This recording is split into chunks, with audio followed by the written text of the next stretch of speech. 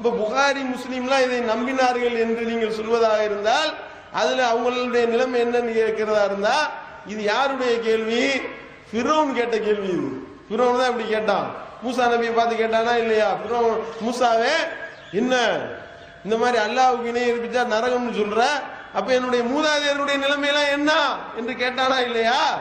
அதே கேள்வியை தானே நீங்க கேட்கிற. என்னுடைய மூதாதையருடைய நிலை என்னன்னு கேட்டீங்கன்னா அது குறித்த ஞானம் படைத்த இறைவனத்தில் இருக்கின்றது. என்னுடைய ரப்பு எதையும் மறப்பவன் அல்ல. இதுதான் எங்களுடைய பதில். இருந்தாலும் கூடுதல் விளக்கத்துக்காக அதை சொல்லிக்கிறோம். சவுதி இமாம்களுடைய நிலை என்ன? இது எதுக்கு உனக்கு தேவையா? சவுதி இமாம் என்ன நிலையில இருக்காங்க, சவுதியில என்ன நிலைப்பாட்டில் இருக்காங்க, அவங்களுக்கு இந்த செய்தி போச்சா இல்லையா? இதுல உனக்கு எதுக்கு? அவங்க படிச்சு அவங்களுக்கு அதை ஏத்துக்கிட்டாங்கன்னா பின்பற்றுவாங்க, இல்லாட்டினா அல்லாட்ட அவங்க பதில் சொல்ல போறாங்க. ஏன் உலகத்தில் உள்ள ஆளுகளை நீ கவலைப்படுற? ஃபிரௌன் மாதிரி ஏன் கவலைப்படுற? என் மூதாதையர்கள் என்ன மூசாட்ட கேட்ட மாதிரி ரொம்ப கவலைப்படுறீங்களே ஏன்?